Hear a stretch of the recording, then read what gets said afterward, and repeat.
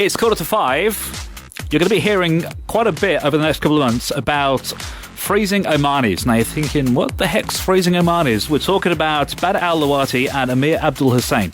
Two Omanis who have been selected to represent the Sultanate. They're doing an expedition to the Antarctic on the 28th of February. We are talking about the windiest, driest and coldest place on Earth. I have to say, they are very, very brave. We have them on the phone this afternoon. We have Badr and Amir. Thank you for coming on the show. How are you doing? Good afternoon. How are you doing? Pretty good, thank you. I have to ask you, why are you doing this? We've been asked this so many times. The beauty about this is both me and Amir have our two distinct, different reasons. From my side, I have been involved in marine life quite a lot over here. I have been diving, fishing, doing quite a lot about that. And in the past 10 years, I've seen a negative impact on the marine life over here. The sizes, the numbers, fishing's gone a little bit bad. So this is one step for me to try and influence the ecosystem over here a little bit better. Now, it's not the sort of thing that you can do. You can't just jump on a plane and just go to the Antarctic. You've got to go through, I guess, a considerable amount of training for this, haven't you? Yeah, quite a bit. So far, we've been focusing mainly on core endurance, stamina training. We've been, we have gone to industrial freezers just to get exposure to what would be like to be in negative 30 degrees Celsius conditions. So basically, you've got, is it just kind of like a meat locker or something, or something that you just walk into? Very much so. It's ice cream, though. Yeah, lots of ice cream. Yeah. Ice cream. Yeah. What about the clothing and the equipment? Because obviously you're going to need something special for this, aren't you? It's not just a case of stick on a beanie hat and some gloves and a scarf and go for it, right? No, not at all. It's nothing you can get over here. I personally went into Dubai to go and try and get the gear sorted. I've had to go 3 times to locate all of the equipment, which actually had to be brought in from overseas.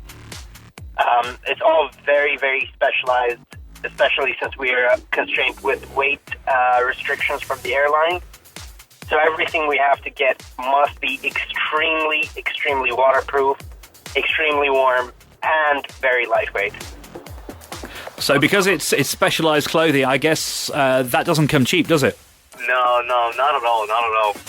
We did set aside quite a bit of money to purchase all the gear and the equipment and stuff. Roughly it was about 1,500 to 1,800 riyals. Wow. Okay. So how is the expedition actually being funded? Well, we had to get sponsors.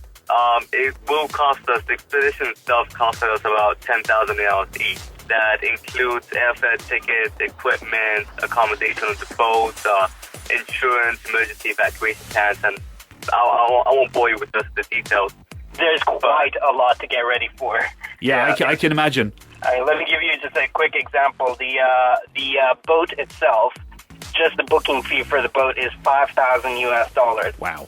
So yeah, we had to run around Muscat trying to get sponsors, going into companies and going, we're trying to save the penguins, help us.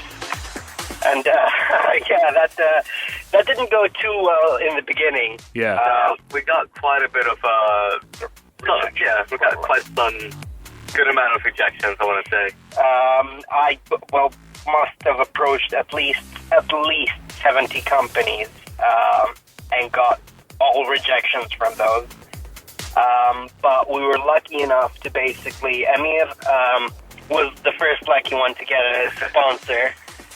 Immediately after I realized, or after the expedition organizers told me that I've been picked for it, and that there's quite a bit of money that needs to be paid for it, I approached my company of employment, actually, the Oman Power and Water Procurement Company. Yeah. And I told them that this is what's happening. I've been picked for this. It's a once-in-a-lifetime opportunity to go there, to come back and make a difference. And as you guys are my employers, I would love it if, obviously I gave them the opportunity to sponsor. And they jumped on it. Yeah. Wow. Yeah, they went ahead. They loved it. They completely supported me from day one. And from, yeah. So they're totally backing you all the way? Exactly. I think they deserve another mention. Who is it? Who are they again? The Oman Power and Water Procurement Company. All right, well, hats off to these guys. We are talking with the Freezing Omanis. It's Badr Al-Lawati and Amir Abdul Hussain. We're going to play a song, Madcon and Begin, and we'll come back and we'll find out just a little bit more about the expedition 28th of Feb to Antarctic. Right now, it's 10 to 5, Merge 104.8. So the Freezing Omanis, Badr Al-Lawati and Amir Abdul Hussain, they are doing the trek that you and me will probably never get the chance to do. They go into Antarctica. Now, guys, we were just talking a moment ago about the sponsorship and how the expedition is being funded. Have you got all the money? Have you raised the money that you need, or are you still on the lookout? Well, here's the thing. We have received quite a bit. As Amir said, he was partially sponsored by Oman Power Water Procurement. His other half was from Velocity. Soon after, I had received financial backing from my university, the University of Wollongong in Dubai, and Enhanced Oman. And our final and my biggest sponsor is the Cake Gallery. So lots of sugary goodness. But I think we're mainly set. These guys have set us up pretty well. The only thing left for us is airfare and insurance, I think. That's the only thing left. And I guess securing the insurance isn't going to be easy, right? No. It's a very specialized insurance. Yeah. Especially when it comes to the emergency evacuation plan. Mm-hmm. Yeah. It has to be a very specific insurance plan. Well, no doubt we're going to be touching base with you guys before you disappear. We'll catch up with your progress with your training before you actually go on the 28th of Feb. Is there any way that we can keep track of your progress between now and when you actually go? Are you online anywhere at all? Yeah, of course. We do want to make this as transparent as possible and update as many people who are interested in the story as much as we can. So we've got a Facebook page. Facebook.com/Freezing Omanis. We have a blog as well. That's freezingomanis.blogspot.com. And we've got a Twitter account as well, @Freezing Omanis. And don't forget the hashtag Freezing Omanis. So you're jumping on board all the social media. That's good. We can keep up with your progress. Yeah. We'll find out exactly how the training's going. We're looking for a date of the 28th of Feb. Is that the final date? You're definitely going to go out? It's not going to get delayed by a couple of weeks or anything? Well, it's all due to weather conditions. If an Antarctic storm hits, then it will be delayed. But seems that the weather is holding up these days. So hopefully 28th of February will be weather-wise fine. Okay. You're two very, very brave individuals, I have to say that.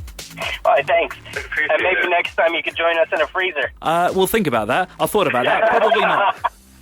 We have on the phone the Freezing Omanis, Badr Al-Lawati and Amir Abdul Hussain. It's been great having a chat with you. I wish you all the best with the rest of your training, and no doubt we'll be touching base. We'll catch up with you over the next couple of months before you actually make your expedition.